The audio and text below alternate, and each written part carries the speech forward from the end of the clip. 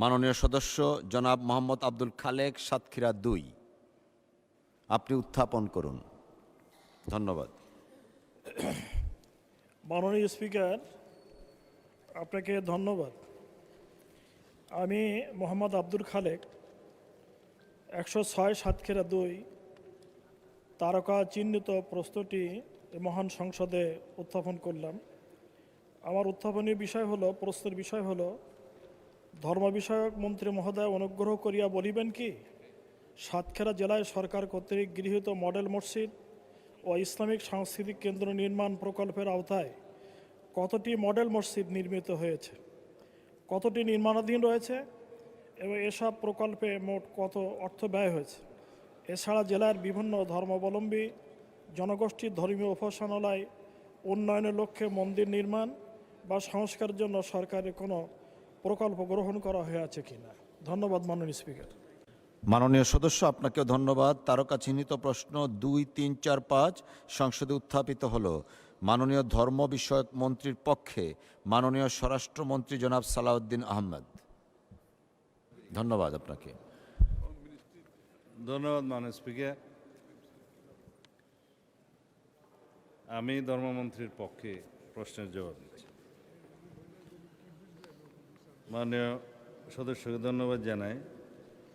প্রতিটি জেলা ও উপজেলায় একটি করে ৫৬০টি মডেল মসজিদ এবং ইসলামিক সাংস্কৃতিক কেন্দ্র দ্বিতীয় সংশোধিত শীর্ষক প্রকল্পের আওতায় সাতক্ষীরা জেলায় নির্মিত মডেল মসজিদের সংখ্যা ৫টি, নির্মাণাধীন মডেল মসজিদের সংখ্যা ৩টি এবং এইসব প্রকল্পে মোট ব্যয়িত অর্থ, এটা আমি লক্ষ টাকায় পড়ছি, ৯,৮০১.18 লক্ষ টাকা।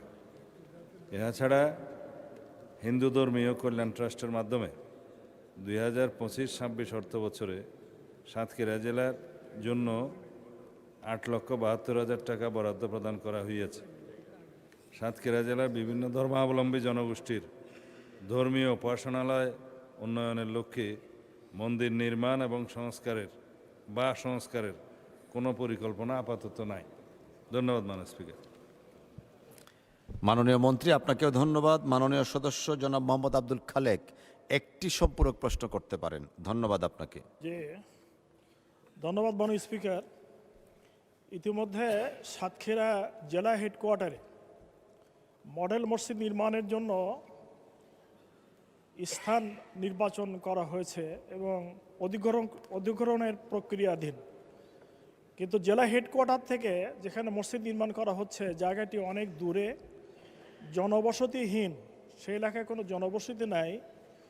এই জন্য সাতক্ষীরাবাসীর দাবি হলো, মডেল মসজিদটি যেখানে করার জন্য পরিকল্পনা গ্রহণ করা হয়েছে সাতক্ষীরা শহর থেকে ৩ কিলোমিটার দূরে, সেখানে জনগণ থাকবে না এবং সেখানে মসজিদ চলবে না।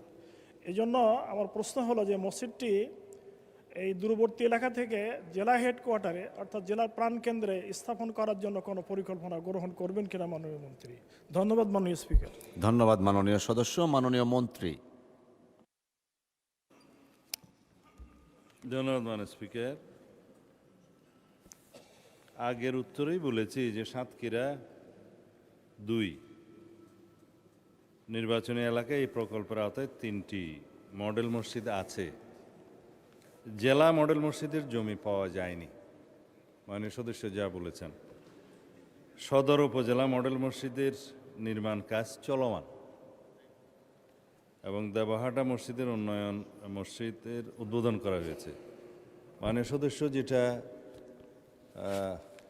প্রশ্নে বলেছেন যে জেলা হেডকোয়ার্টারের মডেল মসজিদ নির্মাণের যেহেতু এখনও পর্যন্ত ভূমি অধিগ্রহণ প্রক্রিয়া সমাপ্ত হয়নি এবং যেখানে ভূমি অধিগ্রহণের চেষ্টা করা হচ্ছে সেটা অনেক দূরে, তো সেই ক্ষেত্রে মন্ত্রণালয়ের পক্ষ থেকে আমি এই আশ্বাস দিতে পারি যে পুনরায় মাননীয় সংসদ সদস্যদের সাথে আপনার সাথে আলোচনা করে জেলা পর্যায়ে মডেল মসজিদটি কোন স্থানে নির্মাণ করা সকল জনগোষ্ঠীর জন্য, মুসলিম জনগোষ্ঠীর জন্য সুবিধাজনক হবে সেটা পুনর্বিবেচনা করে আবার ভূমি অধিগ্রহণের কাজটি শুরু করা যায়।